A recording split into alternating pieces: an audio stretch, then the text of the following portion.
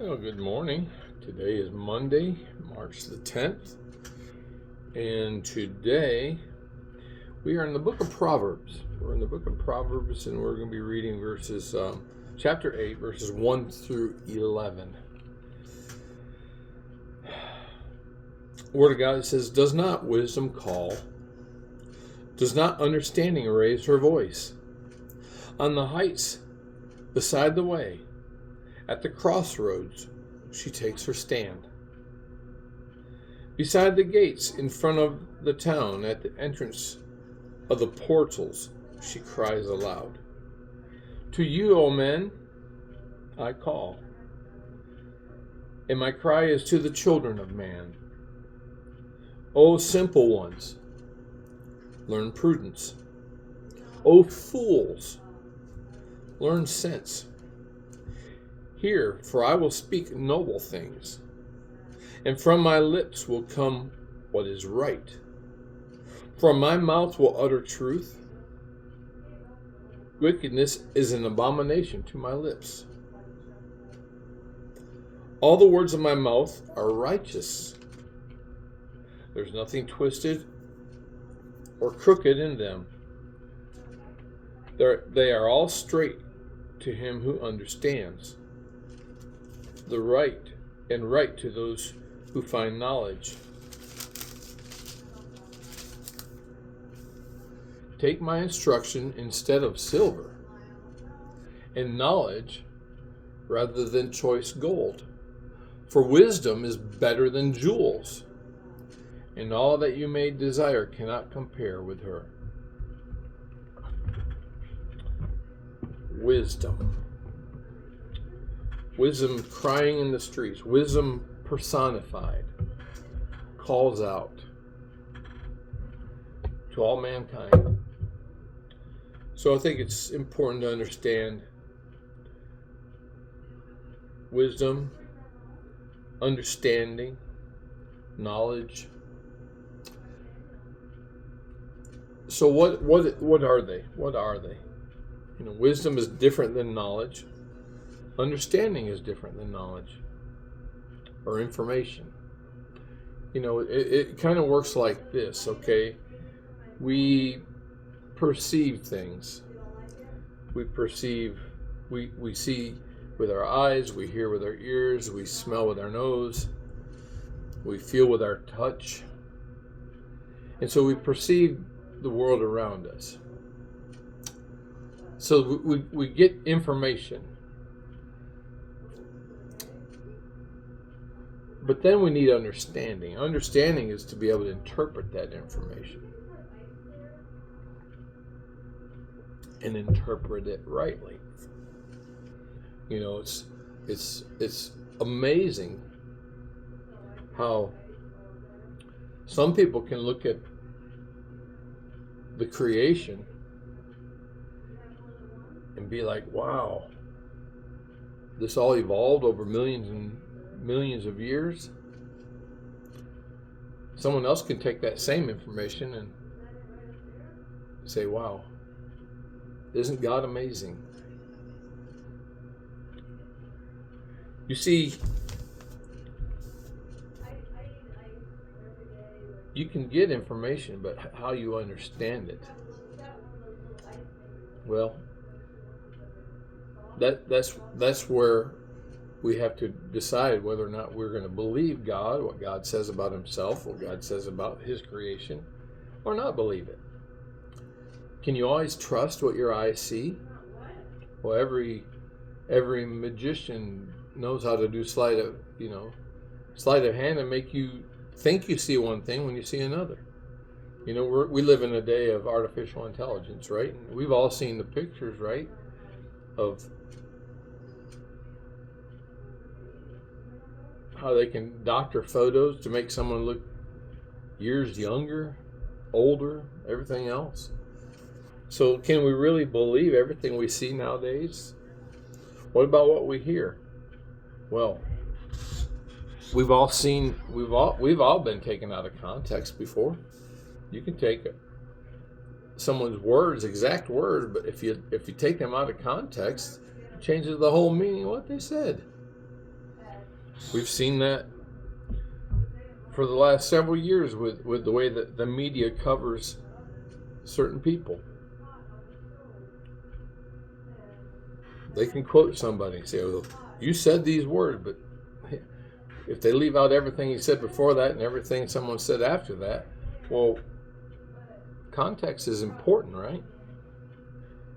So how do we intake information? Then how do we understand information? But then what is wisdom? Well, wisdom is rightly applying that understanding. It's how we live our life in light of what we've learned. Several years ago, when I was in seminary, we were in a class, and the professor broke us up into small groups, and we paired up, I think groups of 3 or 4. And we were given an assignment that over the next 15 minutes, we were to come up with a definition of wisdom. How do you define wisdom? Well, we all knew that wisdom is not knowledge. You can have somebody who's very educated but doesn't have sense enough to get in and out of the rain, right? You can have someone who has all kinds of knowledge, but if it's not rightly applied. So we sat and we discussed, and we wrote down several things, and then we tweaked it a little bit. And the definition that we came up with was this: wisdom is living life skillfully according to the Word of God. Skillfully applying the knowledge that you have to live a successful life, according to the Word of God. In other words, all the information, all the understanding that we gather, we filter that through the Word of God, because the Word of God is the ultimate truth. And that was our definition that we came up with in our group, and there were some others that were really helpful, but we felt like this was the one that worked the best for us, and well, it worked for me. And so what is he saying here? He's saying that wisdom and understanding cry out. They cry out. You people go make a big deal about academics. We've all heard over the last several years, the student loan debt and all the issues with kids going to school, and yet can't get a decent job after they're done. You can have knowledge, but if it doesn't help you in life, what good is it? So someone, I remember several years ago, I asked a group of people a question. I said, how many of you know what the word nerdle means? None of them got it. I said, well, let me enlighten you. Let me make you smarter. A nerdle is the dab of toothpaste you put on your toothbrush. Now, don't you feel smarter today knowing that? See, that is what we call trivia, or worthless knowledge. Doesn't make you smart, doesn't make you wise. Just means you know what a nerdle is. Doesn't help you in life. It's just a good word for Scrabble or a game of Trivial Pursuit. Trivia is worthless knowledge. And there's a lot of it out there. Wisdom is not that.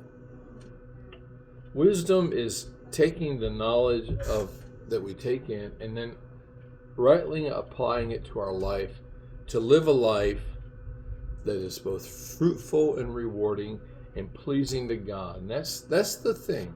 That's the goal.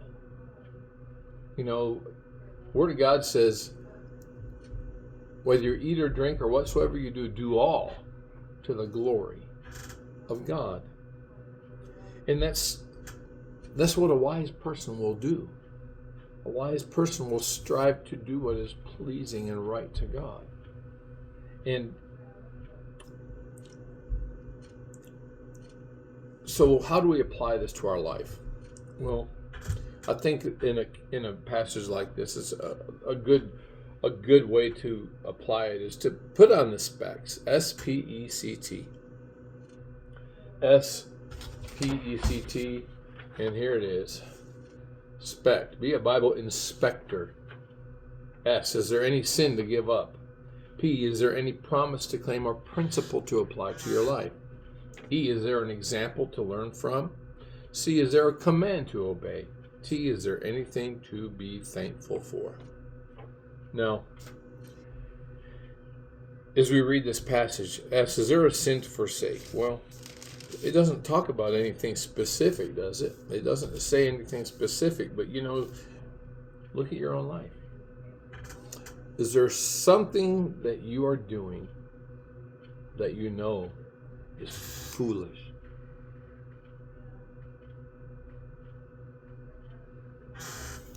That you know is sinful? Well, wisdom says forsake that. Wisdom says get away from that. I remember one of my earliest memories, I don't know how old I was, just a little fella. I remember we had a big oil burner in the living room, a big oil stove. And of course I was told, don't touch that. Of course, what did I do? I touched it and I burnt my hand.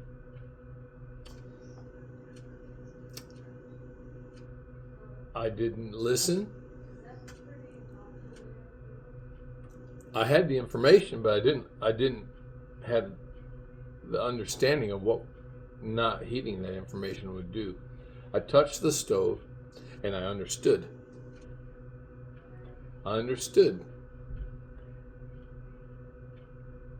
And I learned. Don't touch the stove again. I became wise. I took the knowledge, I had understanding, and then I put it into practice. I became wise. Wise enough not to touch that hot stove again. I don't know what it is. Maybe you are, what sin you're struggling with, but something I've said many times, and I've heard it before. Sin will always take you farther than you want to go, keep you longer than you want to stay, and cost more than you want to pay. It's just the truth. So be wise. Don't do it. Is there any promise to claim or principle to apply? Well, the principle is that we need to hear. We need to heed wisdom's call. We need to treasure wisdom, more valuable than silver or gold or jewels. Why? Because they pertain to life. There's another old saying, right? A fool and his money are soon parted. And you see that a lot. You see that a lot among professional athletes who sign a big contract and then, a few years later after they retire, they're broke. My understanding was Mike Tyson, who's my age, fought Jake Paul this past summer. Lost the fight, but made money. Why did he have to do that?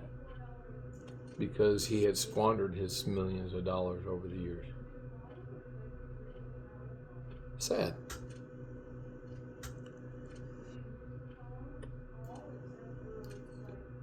Seek to be wise.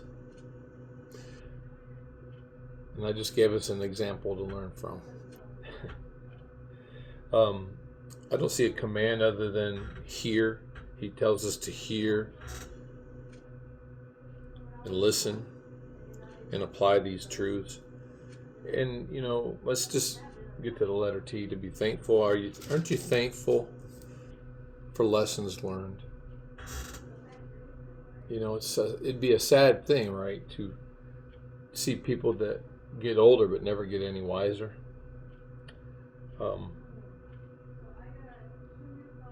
Be wise. Make good choices. Seek to please the Lord. That's all I have for today. Hope you have a blessed day. We'll see you again tomorrow.